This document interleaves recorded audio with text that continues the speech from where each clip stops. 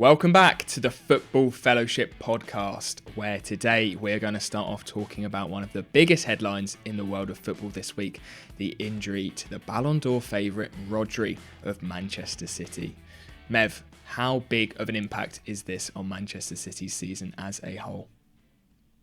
Oof, that is a big question. I think it's probably a massive blow. I think if you ask Pep Guardiola, and he'll probably be asked this question a lot in the next few coming weeks, one player that he would least likely to be without, I think it will be Rodri. I think maybe you can make a case for Erling Haaland, especially after Julian Alvarez joined Atletico Madrid and with no recognised second striker to back up Haaland. But I think we've seen previously City play without a number 9 up front, and that's worked out quite well in the false 9. I think that Rodri, there is no natural replacement. You could argue maybe it's Calvin Phillips, but I don't think he's a quality, and he's clearly not favoured by Pep Guardiola, which is why he got shipped out to Ipswich Town on loan for the season. I think maybe Kovacic, maybe Gundogan, maybe Stones, Akanji if you want to go there as well, Rico Lewis.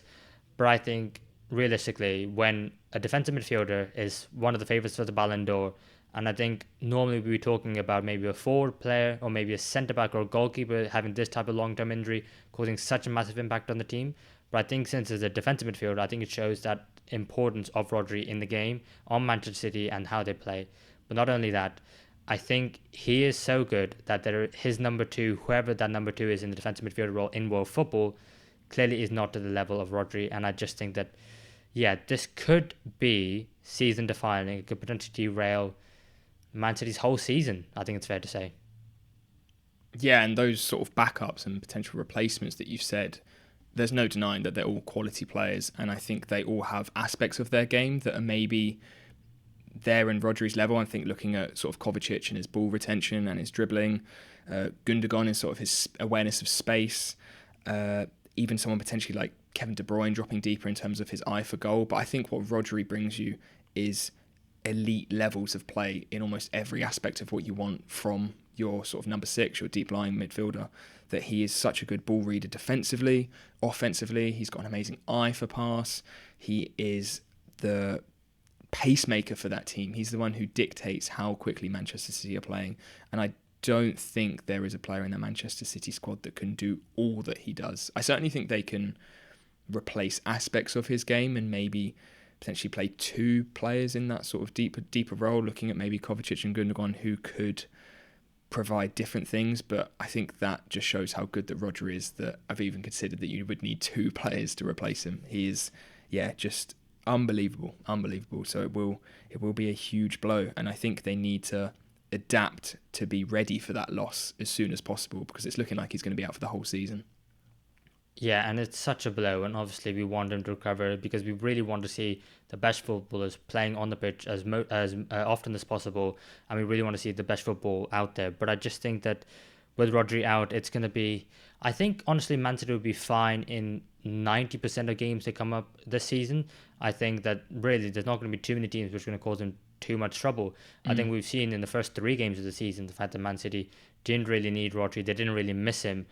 But I just think that in the later stages of the Champions League, if they have to go home and away against some of the title rivals later on in the season, likes of Arsenal, maybe Man City, maybe Aston Villa, not title rivals, but in terms of teams who have real quality, who can really get at Man City's defence, having Rodri as that shield in front of them really just, before even the ball's kicked, demoralises opposition players and fans.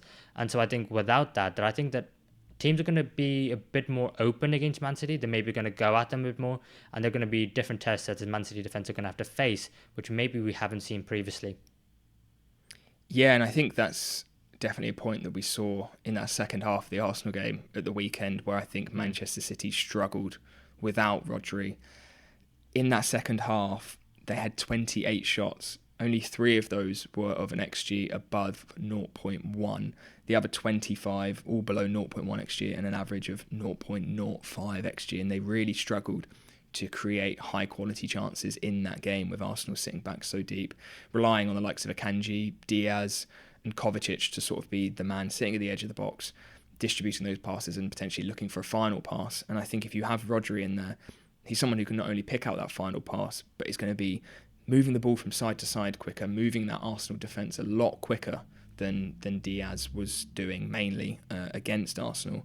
And as well as switches of play is something that I think was quite clearly missed in that sort of those quick switches, which again just to shift that Arsenal defence around. So yeah, against some teams who I think are going to be a little bit more courageous now that there's no Rodri, like we saw in that 4-4 Chelsea game last season, I think there's a bit of a loss for Rodri there. But I also think even against the teams lower down the table, I know it was Arsenal who are title challengers, but down to 10 men who are going to really sit back as well, I think there's going to be loss there as well too without Rodri.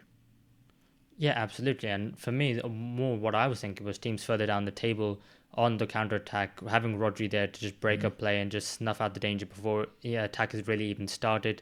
I think that's what more I was talking about. But yeah, the elite teams like Arsenal, maybe Arsenal who had great success from the set pieces, maybe with Rodri on the pitch, the extra height, his intelligence, maybe he would have altered maybe how Man City defended. So maybe they could have defended Arsenal's corners a bit better as well. Who knows about that? I think also the point you made about the long shots from distance. I think Rodri, we've seen he can get a goal as well. He's got, I think, half a dozen goals last season. He got the winning goal in the Champions League final against Inter Milan. So this is clearly a player who, like you said earlier, his all-round game is phenomenal. He excels at everything. And to take a player like him out of any team in world football, I think is going to be a blow. And yeah, I would probably put my money on it being a rotation of Kovacic and Gundogan playing in the sixth position. I can't really see it being any other players. But not only that, it also now means that Man City are one short in that midfield, which means that the other players are going to have to step up. I mean, we've already seen Kevin De Bruyne pick up an injury early on in the season. We've already seen Phil Foden still not quite make his mark, getting reintegrated after being away at the Euros with England. We might have to see more Mateus Nunes as well, which I think is probably exciting because I think we want to see if you buy a player, use that player, not just, bin them off after a season. So I think it's going to be interesting to see how Manchester City change. And I suppose, do you think they do change maybe with their system, what they do tactically? Or do you think it's, okay, no, we're going to carry on exactly how we did, maybe in the first three games without Rodri, and we're still going to just be the better side? Does he make too much of a difference in terms of City, in terms of the Premier League and Champions League, do you think? Yeah, I think maybe with it sort of being 5 games into the Premier League season, Champions League's already started, I think Pep will definitely want to keep his sort of season-long system plans at the moment. And I think, like you said, probably Kovacic is the most likely replacement. Someone who's very good on the pivot, someone who can turn really well and play a decent pass. He's more than capable, I think, of filling that role as best that he can. I think it will take sort of 4 or 5 bad results, I think, for Pep to really change the system. He is very stubborn in that he will stick to his ways, and 99% of the time that normally does work.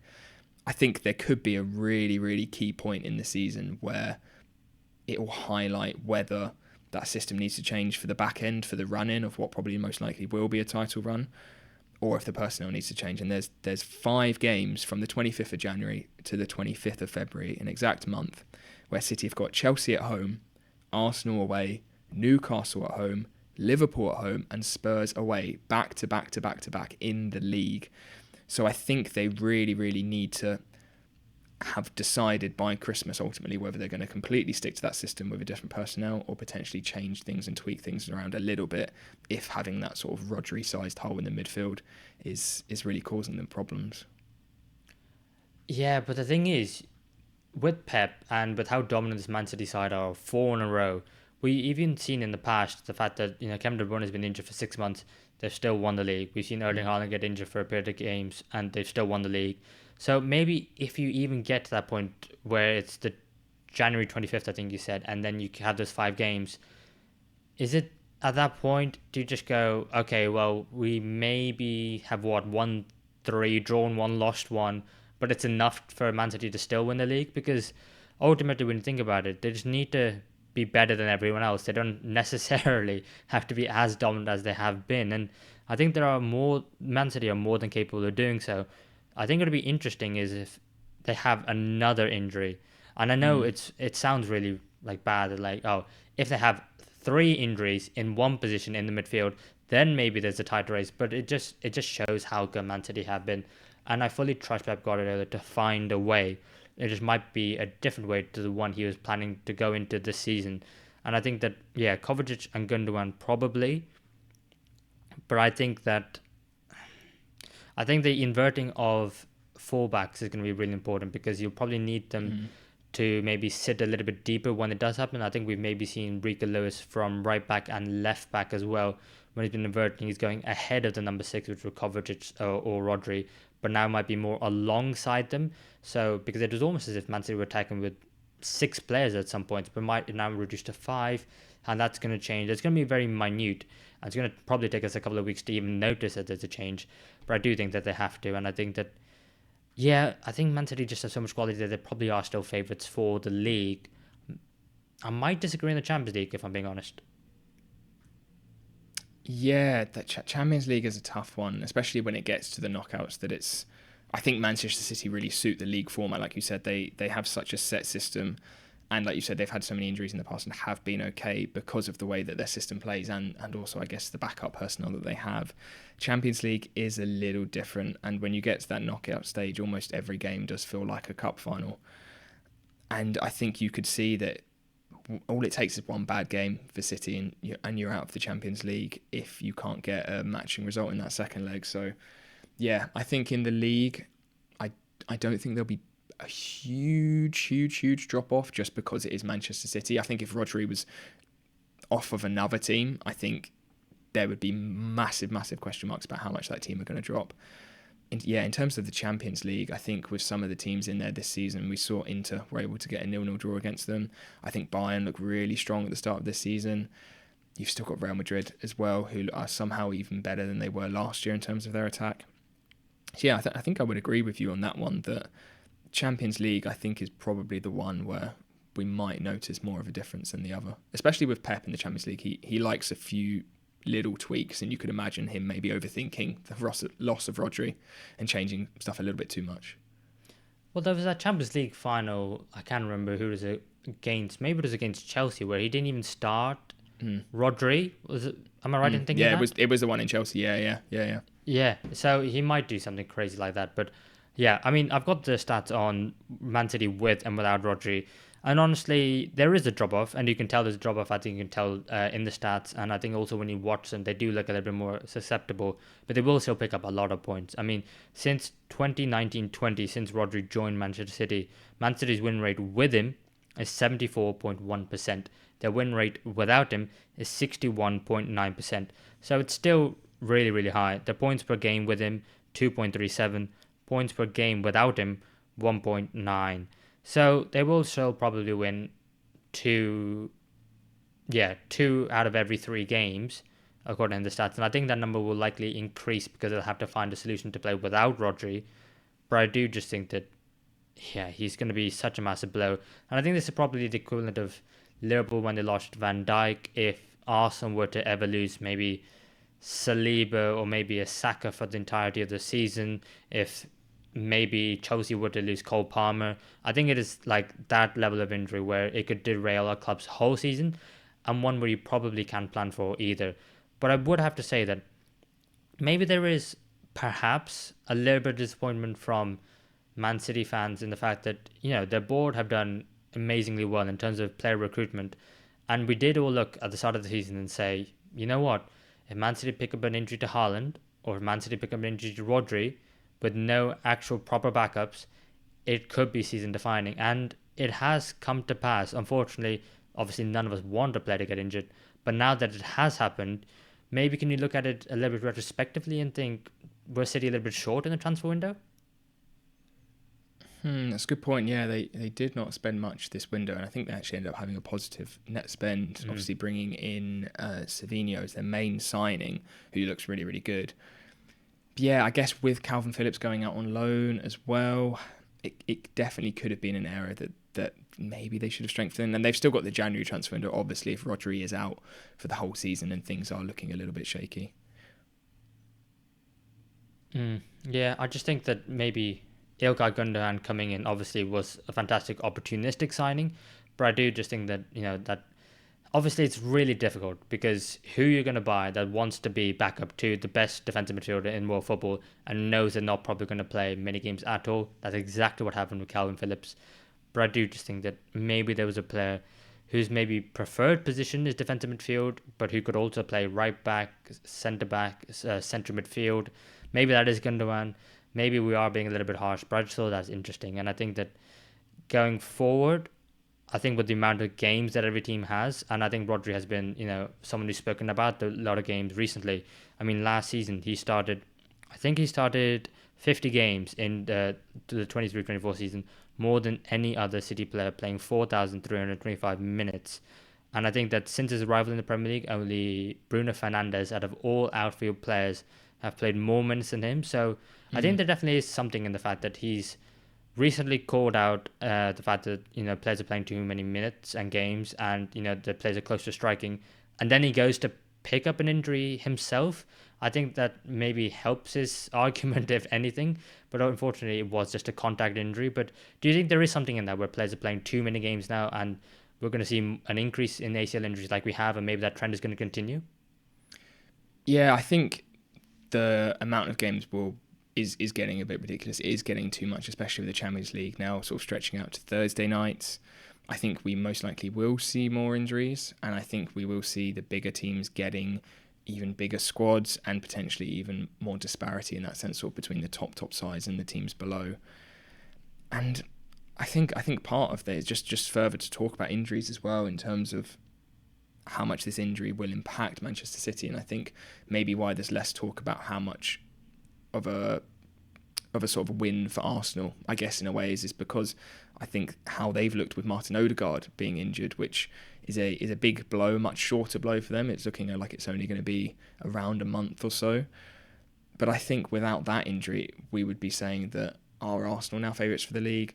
Are they going to be able to capitalise on that? But I think that just shows as well that Arsenal's squad is maybe not where it should be at. And yeah, I don't think there's going to be much opportunity for Arsenal to sort of jump and catch Manchester City, as maybe it would have been if Odegaard was there, or if we had a more suitable backup. I'm not too sure. What do you make of that, Arsenal's chances now? I think Arsenal, in terms of their morale, they'll be a lot more confident, especially after the performance against Man City, and they'll probably spin it and look at it as, look, it took them to have a 97th minute winner, an equalizer to get back into the game, where they didn't really have any great chances. I think that might have been maybe the first or the second shot in that entire second half, when Arsenal went down to 10 men, that Man City had inside the box, and it took a deflection where the goalkeeper was down on the floor, and the ball happened to falling at a Man City player's feet. And I think they can be very proud of the performance, and I think that injury will probably give them a little bit of a morale boost as well, thinking to themselves that we went to City, we did really well at it, probably deserved to win on the day, and then maybe they can even go and say the referee screwed us on the day, it was bad officiating, Trossard got sent off. And I think Arsenal can be really, really positive about how the season looks going forward. And I think that there's a chance that if they just stay up to close with Man City, only 2 points behind them after 5 games, I think maybe there could be a scenario if Man City fall off massively, which I don't think could happen, but at least you've got to win games to put yourself in that position and maybe apply the pressure on City early on. That there could be a little bit of a gap by this time that Man City go to the Emirates to play Arsenal in that second game in the league. So I think Arsenal will be really, really positive. And if Arsenal were probably second in everyone's minds coming into the season, I think it's probably the injury to Rodri changed people's perspective a little bit, because he's such a massive blow that people now think that Arsenal are maybe level with Man City. I think it's still too early to say that Man City aren't favourites because of everything they've done previously and the quality of the squad. But I think Arsenal now are, yes, you don't want to pray for injuries, but if there's a player you could have picked, it probably would have been Rodri. And I think Arsenal would be very, very positive about how their chances look for the remainder of the season. Is that how you think about it as well? Yeah, I think that's fair. And I think, like you said, I think if you are going to pick a player to take out the Manchester City tie, it's going to be between the two. It's going to be between Rodri and Haaland, the two players who I think in terms of comparison to other players in their positions are just so far ahead in the league. And I think that's certainly something with Haaland, where he is in a tier of his own. He is just so ridiculously good. He was able to score against Arsenal. He is able to score a sort of a different number of goals. We saw against Arsenal, he was able to break past that final line. We see a lot of his goals come from cutbacks and his exceptional positioning in the box. And as good as Havertz, I think, was at the end of last season and seems to have started the season well, I think that striker position is sort of maybe a highlight of the difference, and where that difference could be made by Erling Haaland down to sort of Kai Havertz. And I think that's that's quite applicable across the league as well. It feels like a lot of teams across the league, obviously Haaland is in that league of his own, but I think the step down from Haaland to the rest of the league is pretty big at the moment. Yeah, and let's talk about those strikers, but let's keep on Havertz for just a moment, because nowadays in modern football, everyone talks about the fact that you can't just score goals. It's all about what you do off the ball as well. And in terms of the right proportion of how much defending and off the ball work you have to do, and also the amount of goals you score, what's like the perfect balance of goals to work rate? Because how much are you willing to sacrifice goals to get that work rate? Because obviously the start going around after the Arsenal Man City game about Kai Havertz was the fact that he didn't make a single successful pass, and that was the first time a Premier League player has done that, who played the whole 90 in 7 seasons. I've no idea who that player was 7 seasons ago, but does that worry you, or are you like, no, do you know what? It's absolutely fine. It's what Arteta wanted. It's what the team needed on the day. But do you also think, can you understand people who are like, we need more goals as well? Is what I'm trying to say. I think in terms of that game, it's not. It wasn't his job. He's not playing number 10, trying to pull passes, string passes. That wasn't Arsenal's game plan at all for the whole game. It was to catch Manchester City on quick counters, have Havertz potentially as an outlet when needed, and then that second half, his job was basically to play as a right-sided defensive midfielder and just clear the ball as soon as he got it, which he did. And I think in terms of a striker's output and goals and their stats and what they're doing, it's completely system dependent. I think when we saw Liverpool when they were at their peak, the goal scorers in that team were Salah and Mane, and Firmino was there as a facilitator, as a presser, as an assister, as someone who drops, as someone who creates space for Salah and Mane to come inside. And I think when we saw Arsenal 2 seasons ago, where we saw Saka, Odegaard and Martinelli were all scoring sort of 15 goals in the league there or thereabouts, and we weren't reliant on a striker scoring goals then. We had Gabriel Jesus for the majority of that season, who was there again to be a facilitator and to be someone who brings other players into the game and allows them to score the goals. And I think that is probably the case with Havertz. I think he's obviously a little bit better of a goal scorer compared to Jesus. He does have that aerial threat as well. And I don't need him to score 20 goals a season. I think it's more about how many goals we're scoring as a team in total. And I think we're doing that more than enough at the moment. And I think maybe if we brought in a striker who's going to be our starting striker who's scoring 30 goals a season, I think we'd see a much decreased output from the rest of the team. Don't get me wrong, I think having a different type of striker who is a really natural finisher could be a good option to have in certain games. But for me, it's certainly not something that we need for the whole season as a brand new number 9. So yeah, how do you feel in terms of that comparison? Obviously you are a Liverpool fan with Firmino. Did you ever feel at the time that you needed a pure goal scorer there? No, I never felt like we needed to replace Roberto Firmino. I think a lot of other people, especially when he first moved into that number 9 position, were looking at it like, oh, Liverpool need someone who can score loads of goals. Obviously at the time it was a front three of Firmino down the middle, Sadio Mane off the right, and then Coutinho off the left. And by the time that, we got in the Champions League, we signed Mohamed Salah, and by the end of the season where we made the Champions League final against Real Madrid, it was that front three of Firmino in down the middle, Salah off the right, Mane off the left. And so I think it, like you said, I think it's all about how many goals the team gets and whose job it is to score the goals. I think in the case of Arsenal, I think it's Saka's mainly. I would like, obviously I've said it previously, I would like to see Arsenal get maybe another player on for that left-hand side who's clinical.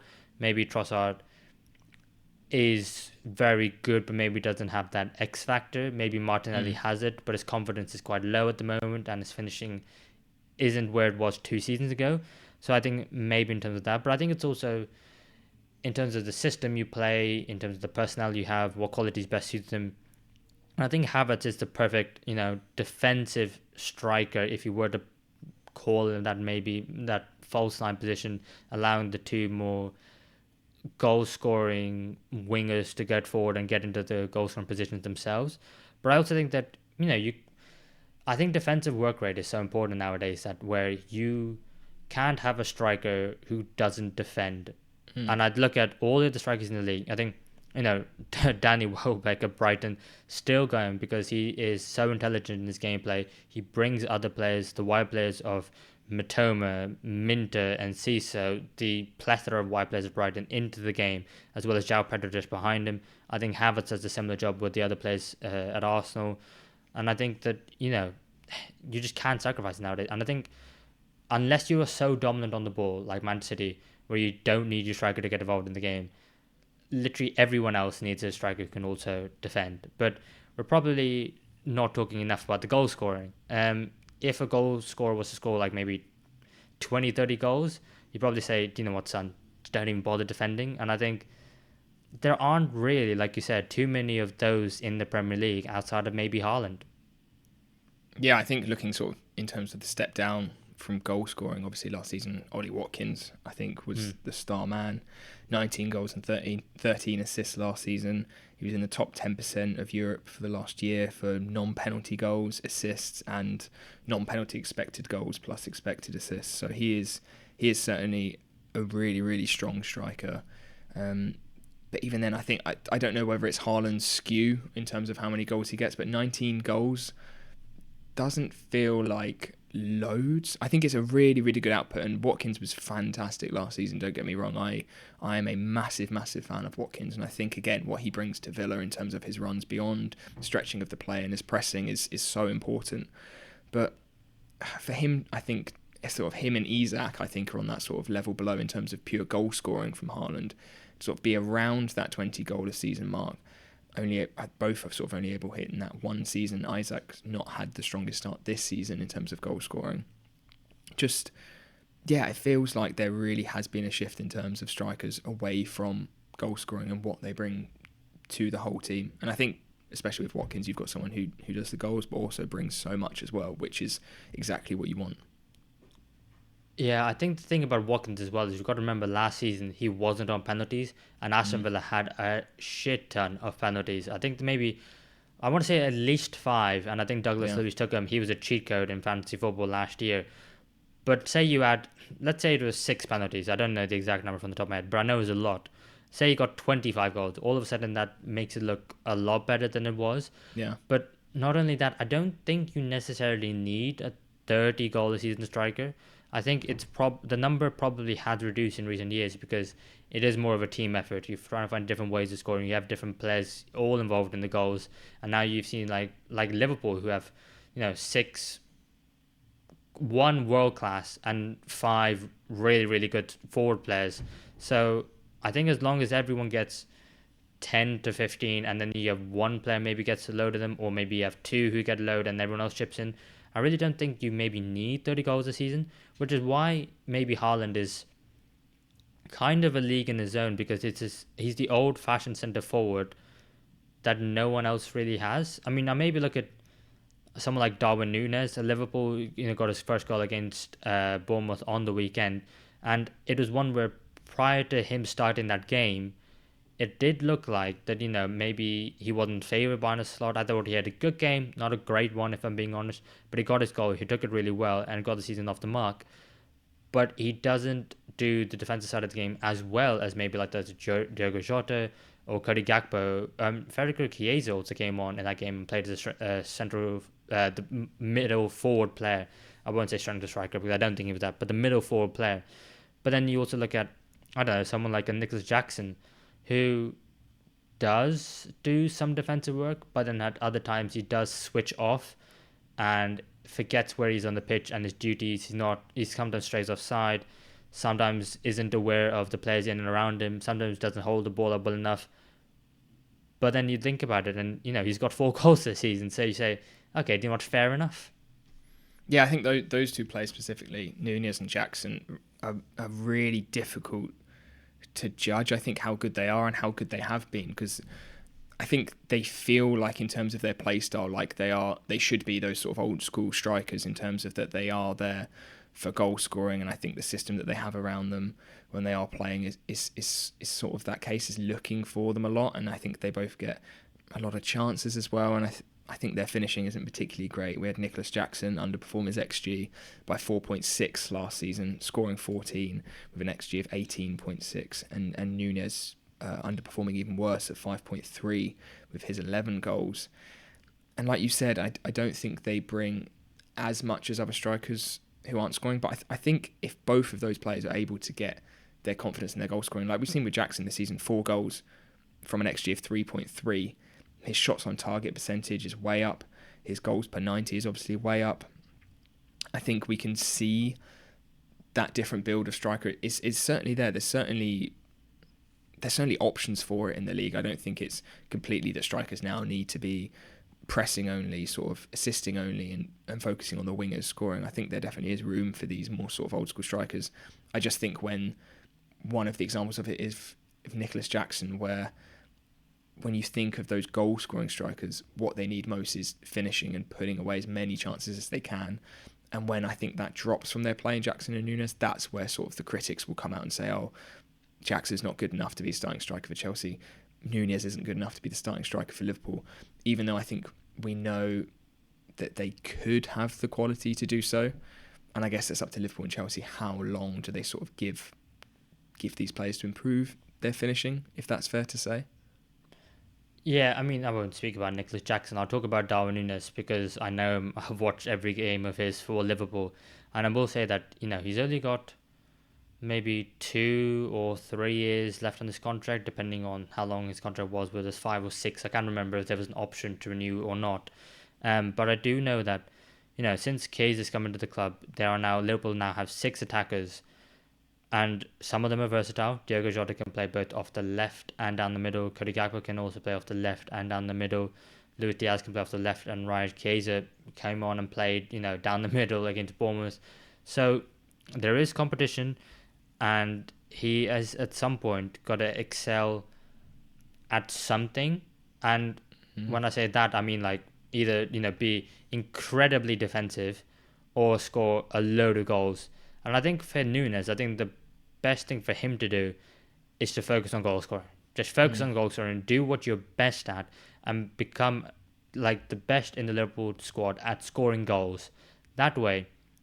And I remember thinking this about a year ago, and I think it was a little bit into the season, where Darwin Núñez caused chaos. He's a chaos merchant.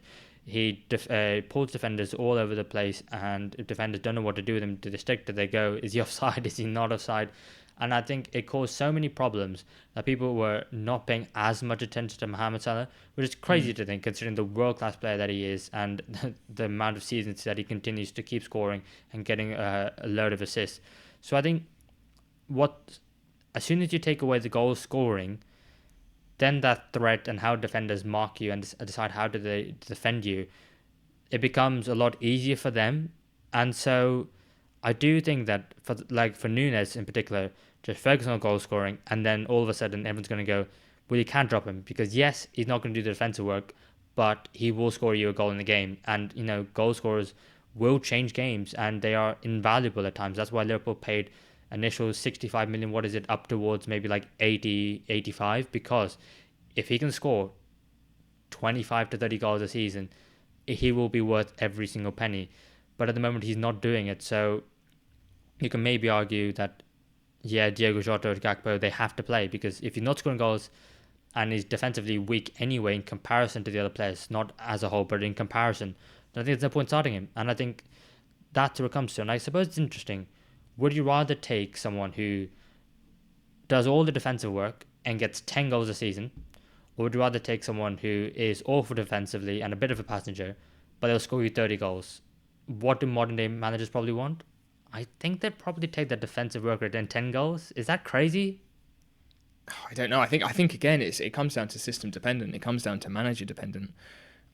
I think probably the top teams would go for a 10-goal and defensive striker because of how important pressing is for them and how important winning that ball high is and maintaining that possession in the attacking third is for these top tier managers. Whereas I think if you are slightly lower down in the league and you're probably seeing the ball less, you want your striker to be more efficient with the ball that they have, rather than, I think, sort of relying on winning that ball back, if that makes sense. Yeah, but the game's gone, mate. The game has absolutely gone. Where, yeah, I think if you were... I'm trying to think of a team. If you were Bournemouth, not even Bournemouth, I don't think that's necessarily a good example. I'm trying to think of a team. But if you were, let's just say hypothetically, if you're a team further down the table, if you're Ipswich, right? If you're Ipswich Town, if you're a newly promoted side, would you rather take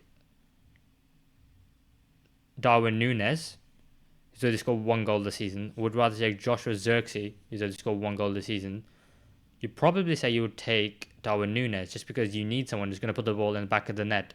Now, you probably need 3 or 4 chances to do it, but over the course of a whole season, you'd probably say Núñez would score more goals than Xerxes. But if you were on a slot, or if you were Pep Guardiola, you might say, actually not on a slot. If you were Pep Guardiola, or if you were Mikel Arteta, you might take Joshua Zirkzee because defensively he's really really good, knows his positioning, drops in deeps to help out with the rest of the side. Not the quickest, not the biggest goal scoring threat, but he does all that work off the ball. You probably would take Xerxes. It is crazy to think that. Yeah. I think with Nunez as well, I think he is someone who is pretty decent on the counter attack. I think when we saw him at Benfica, he was playing either on the left wing or sort of as a striker drifting out to the left and running beyond the defensive line a lot and being that striker in behind.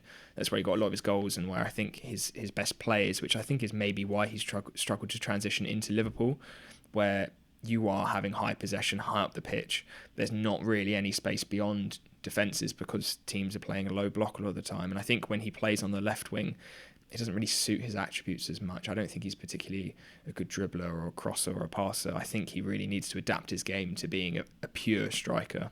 And I think if he was a pure striker, really worked on his positioning, he's strong, he's quick, he's got a good first touch and a good finish when he gets it right.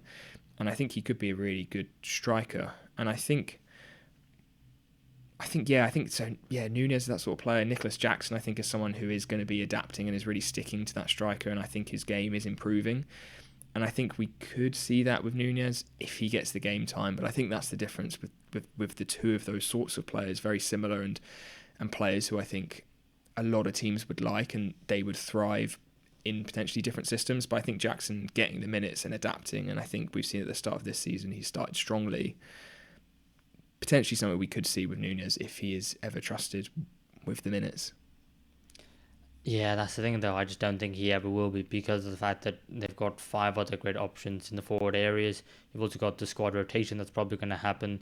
I just don't see Núñez starting 10 games in a row. I just don't see it personally. And with all 10 of those games being down the middle, don't think so. Which is actually, in a weird way, considering all the criticism Chelsea got about their transfer window and the amount of players that they sign, I actually do like the fact that we're going to actually see a bit of progression in Nicolas Jackson because he will undoubtedly be the number one striker for the entirety of the season. And we will see him play regularly and we'll see him hopefully get better. And I think that's something that I wasn't sure about Nicolas Jackson when he first joined. I thought that or if I'm being completely honest, I thought he was this player. Never heard of him. Is he any good? Let's find some YouTube clips about him. Let's see what other people are saying. And while he struggled last season, I saw, the things that he was good at. I saw the potential. And this season, I'm glad that, we're probably, if he stays fit, if things going well, he keeps his head down, keeps working hard, that we're going to see the progression in him, maybe get some more goals, and then maybe Chelsea long-term won't need to sign a striker. And I think that's sometimes what a lot of these players need. They need consistent game time. And I think about maybe Evan Nielsen at Bournemouth, who's only just signed, but because of the amount of money that Bournemouth has signed him from, because of his reputation, and because, Bournemouth under Areola are probably going to trust the players, give him time, Evan Nielsen's going to start playing, and he already has, he's going to be playing week in, week out, so he's going to build up that game time, and then he's going to eventually get a goal, and he'll eventually keep scoring loads of goals. So, yeah, I think game time is a massive factor as well, and I think that it's one where probably Nicolas Jackson has it over Darwin Núñez. So if you're saying at the end of last season, who do you think is a better striker? I think 5 games into the Premier League season, you might have a completely different viewpoint on how that's going to go. Yeah, and that point on game time is really important. And I think another example of that is at Nottingham Forest, where we've seen Tyra Awani and Chris Wood sort of almost battling to be that starting number 9. We saw Awani have some really good stretches of form. He is a player I really, really like. I think he's got a lot to his game and can fit a number of systems. And even when he was playing well, it's still not too sure how that sort of fit in. Whereas now we see Nottingham Forest with Chris Wood, and I think they're looking behind him in terms of Alanga and Callum Hudson-Odoi, Morgan Gibbs-White, and him being sort of that target man and focal point, I think, for those players to focus on. They're very, very creative players. Has really seen Nottingham Forest flourish and Chris Wood flourish as well. And it seems like now he's been given the minutes, now he is solidified as that starting striker. It's been a really good fit for Nottingham Forest and a really good fit for him as well. Yeah, and one that I did not expect whatsoever, his move from Newcastle initially, I was looking at that like, what on earth is going on here? They've paid way too much money for him. He's too old. He's not mobile. He's not the new type of striker that's used in the Premier League.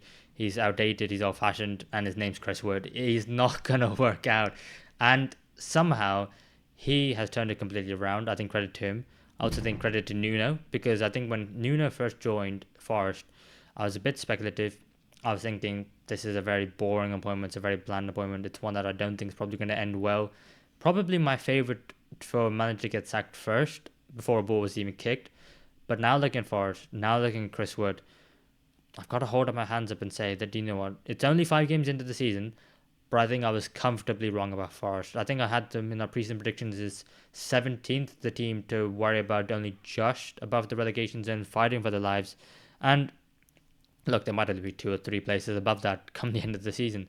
But I think I can comfortably sit here and say that I was wrong because, yeah, he's doing an amazing job. And it has nothing to do with the fact that he is saving my fantasy football team at the moment. Yeah, especially now he's on penalties as well. Gibbs White has been moved off him, so that's even more value for money with Chris Wood in FPL. And yeah, in terms of Forest, it has only been 5 games, but still unbeaten, sitting in 8th place on 9 points. Looking really, really good. And like you said, I think they've surprised a lot of people. I think they were favourites of the non-promoted sides to probably go down. Look, they probably were in a lot of people's minds one of the weakest sides in the league last season. But it feels like now they have solidified. I think they've made, I know Forest have made so many signings over the last few seasons, but a few of the signings who have come in this year have looked and settled in really, really well. Looking at Elliot Anderson, James Ward-Prowse, I think Alex Moreno is a really nice coup from Aston Villa, who I can't believe Villa really got rid of him. I know they signed Ian Matson and have Digne as well, but I thought he was really good at Villa when he was playing. So to see Forest pick him up, I think was a great bit of business from them as well. And they're just looking good, and they are, I think, alongside their opponents actually this coming weekend, Fulham, is one of the sides that has really, really surprised us this season. Yeah, and let's not forget the fact that, obviously I can't forget it, is the fact that they went to Anfield and they beat Liverpool at Anfield, something which they don't do. Even during the glory days when they were, champions of Europe, they still never went to Anfield and won. It's the first time they won 2 weeks ago since 1969, I believe it was. And when I saw that, I absolutely couldn't believe it, considering, Nottingham Forest, pre-Premier League, have a very rich history, a very successful club. And I think that, fair enough, they are just, they look the real deal. They look a side on the up, and a side that a lot of teams should worry about. And on the day, I'll be honest, I'll hold my hands up. They were the better team. They deserve to beat Liverpool. And it's, that's tough for me to say. But yeah, Fulham, in 7th place, in 9th place at the moment in the Premier League table. Another side doing really, really well, like you said. And 2 forwards up top for them, I suppose, in Raul Jimenez and Rodrigo Muniz, who neither of them have found like electric goal scoring form, but 2 strikers who, Jimenez with 2 goals this season, who have, got off to a decent start. The team as a whole, new signings have gelled in, and it all seems to be, a bit of familiarity. A lot of people questioning Fulham. What are they doing? Transfer market doesn't look great. End of the transfer window, they buy a few players. Everything looks right. They keep Marco Silva, and all of a sudden, they're all very dandy. And now they're in the top half of the season already. And another side who looks really, really good. Yeah, I think they've now got a really sort of solid starting lineup, and I think they've got some players that fit the system that Marco Silva wants to play really well. I think the addition of Emil Smith-Rowe, he's settled right in. Him and Iwobi, I think, are able to sort of interchange a lot. Smith-Rowe drifts out left, and Iwobi's able to stick really wide or also come in. Adama Traore seems to be starting a little bit more regularly. Sasa Lukic, I think, is someone who I noted last season, someone I really, really like, and I think he is a really well-rounded player and someone who fits in alongside Andreas, a little bit more defensive, really well. And Yeah, Muniz and Jimenez up top as well is an interesting sort of debate about who's gonna be starting, who's gonna be playing regularly going forward. Muniz, someone who is sort of a pure sort of box striker, I think, doesn't bring too much in terms of sort of link up play, but a really good finisher. And Jimenez, someone who's a little bit more of a target man, a little bit more of a link man between them, and he has been starting the last couple of games, got himself a few goals as well. So they've got options, and yeah, they look good. I don't think they've been absolutely incredible, but I think again they've been a lot better than I thought they were going to be. They look really solid, and I think something that's really important for Fulham and something that's really important for clubs who are going to be sort of around that mid-table is that they're looking really consistent, and that is a huge thing I think for the whole season. Just keeping that consistency and having that sort of consistent lineup as well is really important. Yeah, and it helps when the players that they do have are playing really, really well. I mean, one player who, and you did mention there, in my opinion, who started the season really, really well and quite surprised me because I kind of had my mind set up about what type of player this was, and that's Adama Traore, who I just thought was, he's chuck on for the last 20 minutes of a game, and he just uses pace and his baby oil to try and get away from defenders, put a ball into the box. It may be good, it may not be good, but just put the ball in the box, hope for the best. But he's actually really, really surprised me because I think in terms of his football, it's been a lot better. I think his decision making has been a lot better. I think the execution of what he wants to do has been so much better. And, he's starting to look like a real threat and a serious Premier League player because he had all the raw physical attributes. But when you add the decision making and the technical attributes as well, all of a sudden you've got yourself at least a £50 million player down that right hand side who even the best fullbacks in the Premier League and world football will struggle with on their day. And I think him down that right hand side means that, Kenetete doesn't have to go as advanced, bombing up and down, which I think is probably he's better defensively than he's offensively. It does then mean that Anthony Robinson, if Tete is a bit further back, I mean, he can bomb down that left hand side, join in the play with Alex Iwobi. He's trying to get into that middle to try and link up with Emil Smith Rowe. Emil Smith Rowe can also drift to the right, drift to the left, drift a bit deeper. I think I probably underestimated how pivotal he was going to be. I thought he was going to be, another player. You chuck him in and he's going to be another cog, but he looks like a player who is maybe orchestrating that entire Fulham side. He looks like he wants the ball. He's the man, and he's only been there for 5 games, 6 if you include the League Cup as well. So Fulham as a whole, from what it could have been, which could have been so much worse, they look like a really good side, and I'm so excited for the game of Nottingham Forest versus Fulham on the weekend because I think it's one where two sides doing really well. It'll probably end up being a boring 0-0 draw, but I think it's one where I really want to see and two teams who are very similar in terms of quality and form at the moment and play styles probably a little bit different, but I think that's what would make it a really exciting game on the weekend. Yeah, I'm really looking forward to this one, and I think it's going to be interesting because I think neither team is particularly sort of focused on high possession. I think it could be very end to end. I think both teams sort of looking for quick transitions, potential counter-attacks from opposition set pieces, I think is something that to really look out for, and something that Forest definitely last season, when we saw them at full flight with Alanga and Gibbs-White and Hudson-Odoi gliding forward majestically, I think that's something we'll definitely see on this weekend, and something that I think Forest are going to target on Fulham, especially now that they don't have Palhinha, who was such a key player for Fulham last season and really protected that back line, as someone who can stop counter-attacks instantly and also distributing it out for Fulham to attack and counter the counter almost. So yeah, I think it's going to be a pretty intense end-to-end game, I'm hoping. What do you reckon is going to be the score in that game? Who would you back?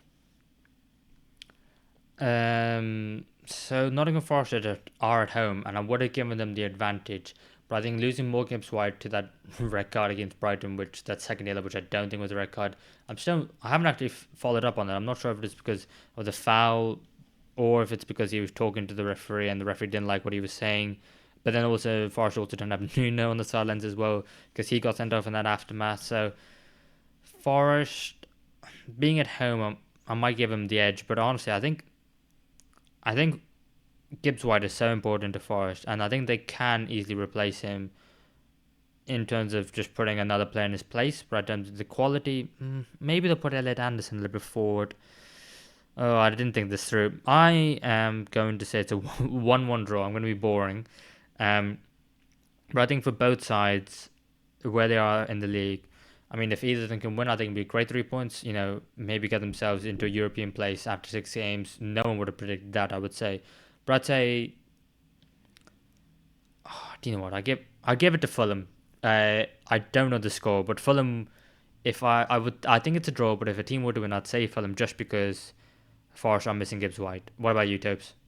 Oh, that makes it interesting then, because I was going to go for Forest. I was teetering between a 1-1 and a 2-1 win for Forest, and I think I'm going to go for Forest, especially at home. Forest look really, really good, and they did last season. Really relied on that home form, so I'm going to go for 2-1 Forest. All right, that's fair enough, and I'll go 2-1 Fulham, and we'll see how that goes next week on the episode on the podcast. Well, I think that's it. Should we move on to the quiz? Yeah, let's finish with the Football Fellowship quiz. Some more rounds of Guess the Club. We'll be giving each other 5 players. The less players you need to guess the club, the more points you get. Currently, we've done 4 rounds, and you are a point up, Mev. 11-10. Wow, well, 11-10. How long were you practicing that intro? We've only been doing it a season and a bit, haven't we? Still can't nail it. Only done about 50 episodes. Anyway, Debs, yes, I am winning. So, since I'm winning, I'll give you the chance to try and catch up some points. Is that all right? Yeah, let's get into it. Okay, so your first player for 5 points is Ben Mee. Ben Mee. Okay, obviously I know Burnley, Brentford. Oh, I feel like I actually know. Did he play for United ages ago? I feel like this is one of those weird things I've picked up from other football quiz videos. So I'm just going to send it and go for Man United. That is incorrect. I don't have it written down here, but he might have played for United actually, yeah. No idea. No idea. So your second player for 4 points is Ademola Lookman. Ademola Lookman. Okay, so he's done a lot of different clubs. I think he either at Hoffenheim or Leipzig, I'm pretty sure. Obviously at Atalanta now. Was at Everton. I think at Leicester as well. Potentially. Might have just made that up. Everton. Ben Mee, Everton. Could have been. I don't think Ben Mee's ever played in Germany. Let's go for... it's between Everton and for some reason Leicester. Let's go Everton. That is incorrect, Tobes. So, your third player for 3 points is Chris Wood, the big man. I'm going to be way off here then. Chris Wood. Was he at Leicester? Well, I haven't got Leicester stuck in my head. He was done Newcastle, Forest. It's not going to be either of those. No, it's not going to be Newcastle. Leicester. Let's go for Leicester. And he's got it in 3. Oh, I should have got it for 4. That's so annoying because Everton was too obvious for Lookman, man. I should have gone for it. Oh, I didn't know you knew Lookman was maybe at Leicester, and I was like, oh no. Damn. I'll take a 3. 3, that's the middle of the pack. That's a nice pass score. I'll take it. Yeah, it's pretty good. I gave you a hard one this week as well, which just doesn't fill me with a lot of confidence. Yeah, I would have given you Jesse Lingard, who was on loan there in 12-13. Oh, okay. Did you know that? No, I would have struggled with that. No. And the last one I had to be nice was Wesley Fofana. Oh, okay. Yeah, I think I would have got it on that. But yeah. Oh, that's good then. I got that before Lingard because I would have struggled there. I know. I was going to go easy, then throw you off and then be like, what? Okay. Are you ready for your round now, Mevin? No. Right, I'm going to give it to you anyway. So your first player for 5 points is Manolo Gabbiadini. Oh, dear. So I know obviously he was a striker who was at Southampton. Was he a Barclaysman? No, probably a little bit too late. I think he was also at Juventus. And I don't know anywhere else. But do you want me to guess Southampton? I'm going to go for Juventus. It is not Juventus, unfortunately. Okay. Your second player for 4 points is Juan Cuadrado. Cuadrado, who was at Chelsea, was at Juventus. I'm glad I said Juventus now. Oh dear, was it in? Oh, this is definitely a European team. Gabbiadini I think he was Argentinian. Cuadrado, right wing back at Chelsea, was at Juventus. Was he at Inter as well? Oh dear me. Monaco. I'm going to say Inter Milan. It is not Inter Milan, unfortunately, but Cuadrado did play for them. Okay. Your third player for 3 points is Timothy Castagna. Castagna, someone who I was thinking about giving you for Leicester. So that means I should know his career path, but I'm drawing a blank here. Belgian international.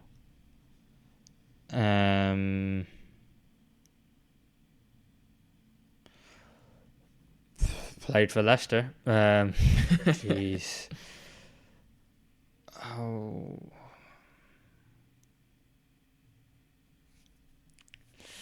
This is not good. This is not good. I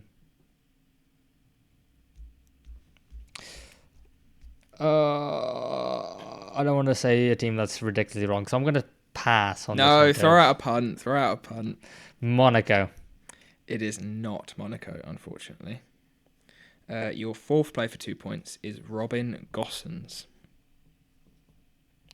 Was also at Inter Milan. Oh, God. Where was he before?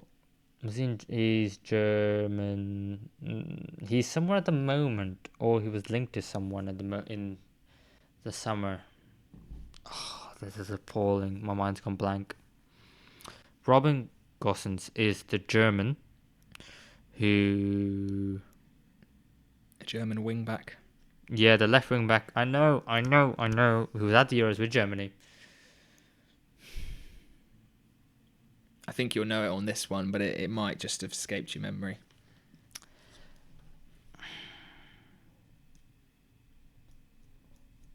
Jesus, Mev, this is poor. I don't know. I'd say Cuadrado and Gosens are going to be the two that I think could get it for you so far. I know I should know this. I mean, the fact that I can't even think of who Timothy Castagna played for outside of like Leicester and Fulham is appalling. Honestly, it's really, really bad. Do you want to throw out a punt and move on to the last player? Fiorentina. It's not Fiorentina, but that's a very good answer because I'm pretty sure Gosens is there now and Cuadrado has played for them, and I think Gabbiadini maybe as well actually. But it unfortunately is not Fiorentina, which is tough. Your final player for a point is Papu Gomez. I don't know it. Oh, I don't know it. Oh, Gomez. So immediately my head went to Atalanta, and is it Atalanta? It is Atalanta for a point. Well done, mate. Oh, one of those Atalanta is one of those teams who maybe I shouldn't, but you just forget about them. Yeah, maybe because I love Atalanta. I think they're such a cult club. Yeah, and I say maybe I shouldn't forget about them because they did turn up at Anfield and beat us 3-0 and I was at that game. But there were so many players I was considering giving as well, like Frank Kessie and like Ilicic and Luis Muriel, like of that era of Atalanta. So many cult players. But yeah, well done to get the point there, mate. It makes it 12 to you and 13 to me. A little 1 point lead has switched. We'll take it. I know. I've bothered it massively. But there we go. Nothing we can do about that. Well, I suppose that is it for this week's episode of the Football Fellowship Podcast. Thank you everyone for joining us. If you enjoyed it, give us a like, subscribe to us on YouTube, and we will see you in the next one.